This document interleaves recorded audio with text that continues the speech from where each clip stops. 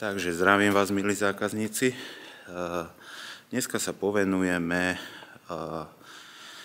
oprave vozidla, pokiaľ je pozastavená prevádzka motorového vozidla.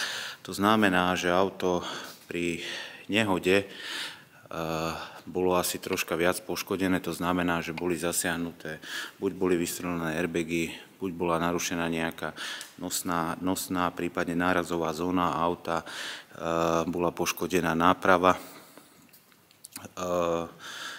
Na dosť veľa vecí to vplýva.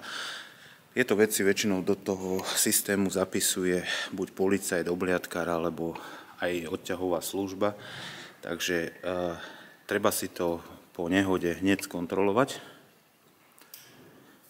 aby potom nedošlo k problému, že sa auto opraví a vy to zistíte až pri najbližšej kontrole STK, že vám auto neprejde cez STK, pretože bolo po nehode a má pozastavenú prevádzku. Takže ako postupovať v takýchto veciach? Je na to taká stránka, my vám ju tu ukážeme, kde si vy viete zadaním buď VIN čísla alebo ešpezetky overiť, či vozidlo má pozastavenú prevádzku alebo nemá. Pokiaľ ju nemá, môžete ho opravovať kde chcete. Pokiaľ má, musí byť na to špeciálny servis. No, špeciálny. Musí byť na to servis, ktorý je na to dane vybavený, má ten systém, má všetky potrebné prístroje na opravu takejto veci. To znamená, že tá oprava prebieha trocha úplne inak. Jedná sa o to, že musia sa tam zapisovať všetky dokumenty za použitia len nových originál dielov. Ďalšia vec, robí sa fotodokumentácia. Takisto sa musí dodržať postup určený výrobcom. To znamená, že keď je, dajme tomu, trafený nosník, nemôžete ten nosník odpíliť, vymeniť hoci kde chcete. Musí to byť presne dané výrobcom. My sme mali taký prípad, bol to Ford Transit, kde sme museli volať do Fordu, vypýtať si technologický postup na výmenu predného nosníka a tam bolo presne zakreslené, čo kde, ako odpíliť, ako ho bodovať, akým prístrojom. Následne sme to museli sfotodokumentovať, zapísať všetky diely, ktoré tam boli použité.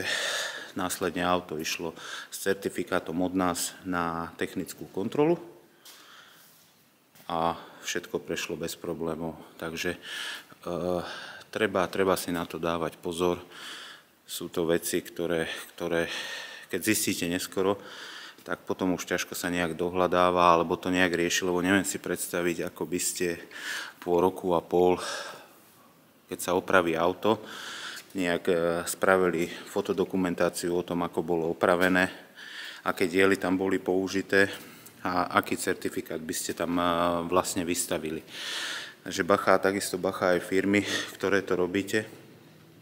Môže vám prísť kontrola, ktorá tie dokumenty skontroluje, keďže ich zadávate do systému, kde vám následne ten certifikát dávajú.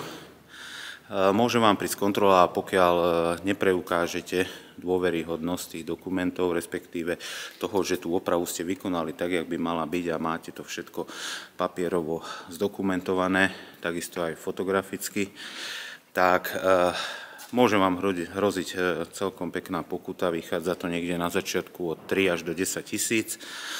Prvýkrát vás tuším len napomenú a potom už vám môžu pri 3. raze aj pozastaviť činnosť, takže dávajte si na to bacha. Čaute.